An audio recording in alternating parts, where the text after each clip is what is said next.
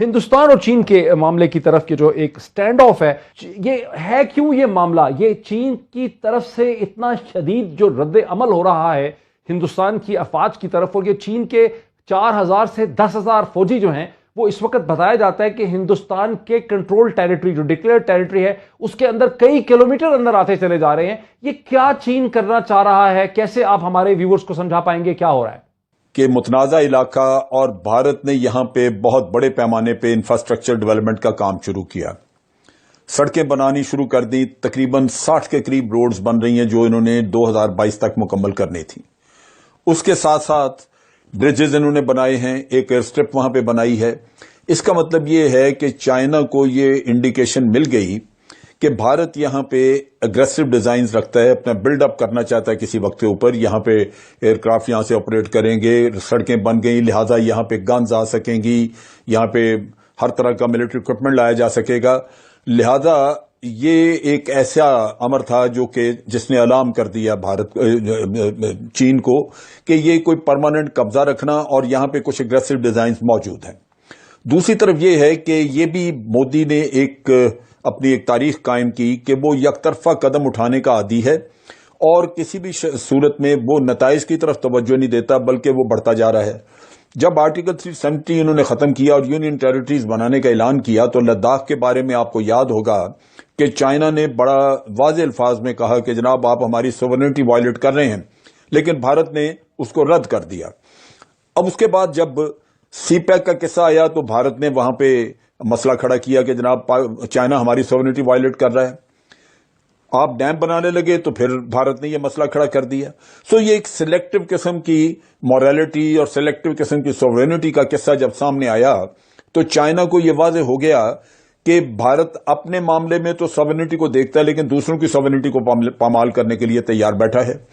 جس علاقے میں چائنیز آگے آئے ہیں وہاں پہ تیسرا جو ایک پریشان کن وہاں پہ مسئلہ نظر آتا تھا وہ یہ کہ وہاں پہ تقریباً 8 کلومیٹر کے فاصلے پہ اگر ایریل ہم لیں وہاں سے اس کو ماپیں تو تقریباً 8-9 کلومیٹر کے فاصلے پہ کراکورم ہائی وے ہے جو پاکستان کی، جو آپ کہہ لیجئے کہ چین کے ساتھ ہمارا بیسک لنک ہے اور سی پیک آگے بن رہا ہے وہاں پہ.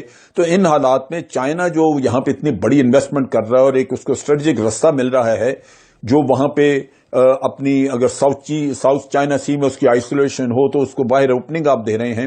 بالکل صحیح ہے. بھارت بڑا امپورٹنٹ پوائنٹ ہے اگر پاکستان کی ترجیح میں کرے. نجم الدین شیخ صاحب کو بھی اس میں لانے دیجیے. یہ وہ چیزیں تھیں جو چائنا نے پریمپٹ کیا، ان چیزوں کی وجہ سے چائنا نے پریمپٹ کیا. نجم الدین شیخ صاحب کو بھی میں اس پہ لے آؤں.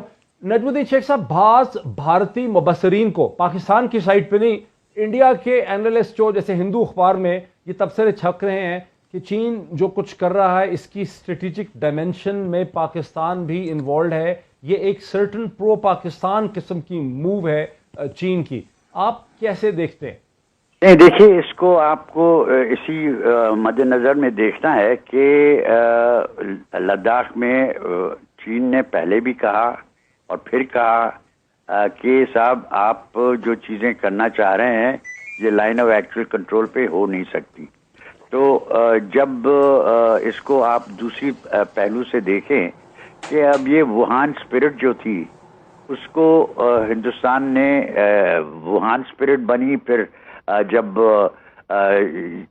شی جن پنگ آئے ہندوستان میں آئے اور یہ کہا گیا کہ صاحب ہندوستان چاہ رہا ہے کہ ہندوستان میں انویسٹمنٹ ہو چین کی اور چین کے ساتھ رشتہ بڑھے اور ہمارے ساتھ صرف وہ ہمارا را مٹیریل نہ خریدیں لیکن ہمیں موقع دیں کہ ہم چین کے مارکیٹ کو ایکسپلائٹ کر سکیں.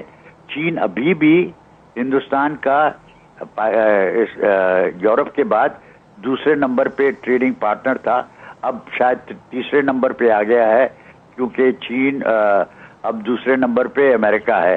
لیکن یہ سوال اٹھتا ہے کہ صاحب اگر آپ کو اس طرح ڈیولپ کرنا ہے تو آپ کو یہ خیال رکھنا پڑے گا کہ وہاں پہ آپ کی ووہان اسپرٹ اور جو سوال تھا کہ آپ کے ساتھ وہ کوآپریٹ کریں گے اس کو تو آپ نے رد کر دیا کیونکہ آپ نے کہا کہ اب جو ہمارے پڑوسی ممالک ہیں، جس پڑوسی ممالک میں چین سر فہرست ہے، उनकी अगर कोई भी सरमाया कारी होगी हिंदुस्तान में तो उसके लिए एक खास लाइसेंस की जरूरत पड़ेगी। 1988 से शुरू करके हिंदुस्तान और चीन के दरमियान कई किस्म के बॉर्डर मैनेजमेंट एग्रीमेंट हुए। 1988 में हिंदुस्तान के उस वक्त के प्राइम मिनिस्टर राजीव गांधी ने डेंग जियाओपिंग से बीजिंग में जाके मुलाकात की और कहा कि हम ताल्लुकात को बेहतर करेंगे। लेकिन फॉरेन पॉलिसी में जो एनालिसिस छपा है प्रोफेसर सुमित गंगुली और प्रोफेसर परदेसी का, जो हिंदुस्तानी नजाद अमेरिकन एकेडमिक्स हैं, उनका दावा यह है कि 1988 1990 में हिंदुस्तान और चीन की इकॉनमी तकरीबन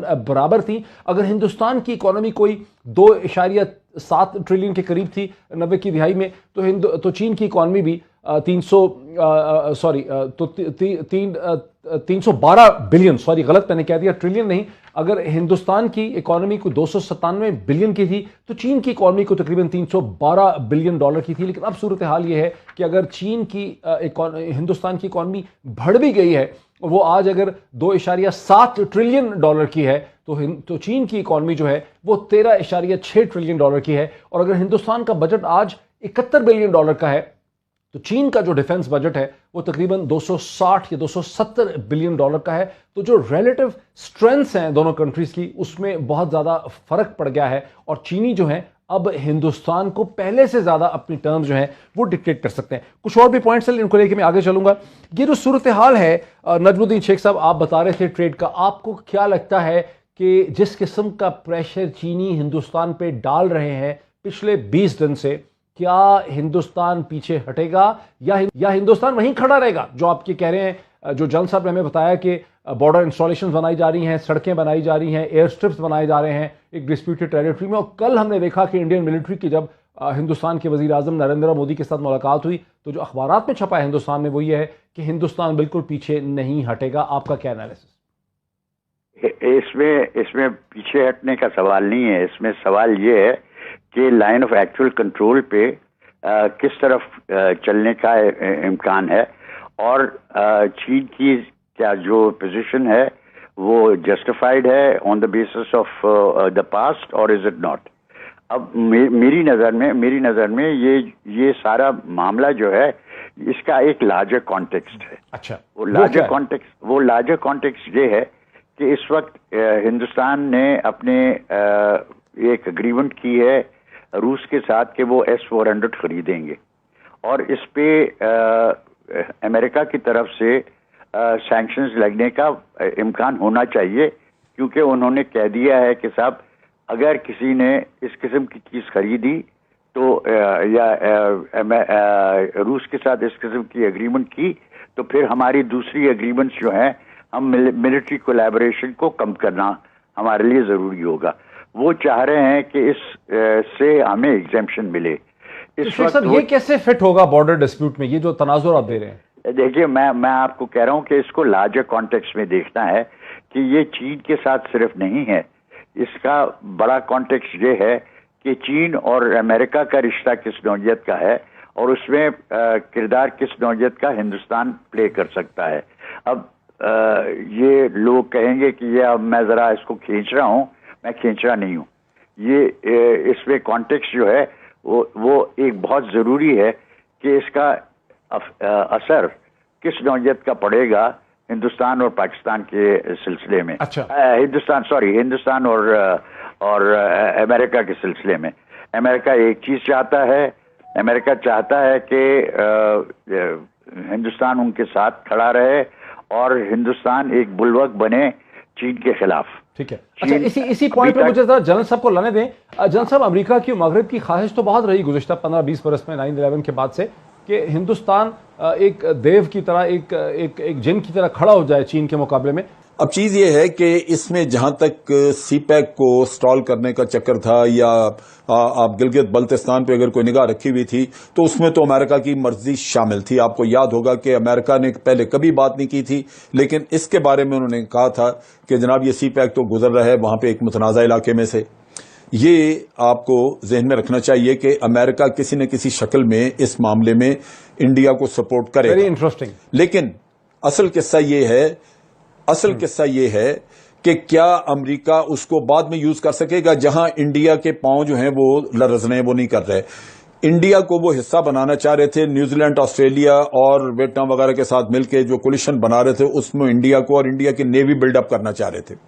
मैंने रिसेंट इंटरव्यू सुना जिसमें कि इनके चीफ ऑफ डिफेंस स्टाफ ने कहा कि हमें एयरक्राफ्ट कैरियर्स और बड़ा कुछ अमेरिका बेचना चाहता है, वो हमें देख रहा अपनी नजर से, हमें उसकी जरूरत नहीं। इसका मतलब यह है कि इंडिया ये नहीं चाहता कि वो अमेरिका का आलाकार बन के चाइना के खिलाफ जंग लड़े, क्योंकि चाइना के साथ उनकी सरहदें मिलती हैं।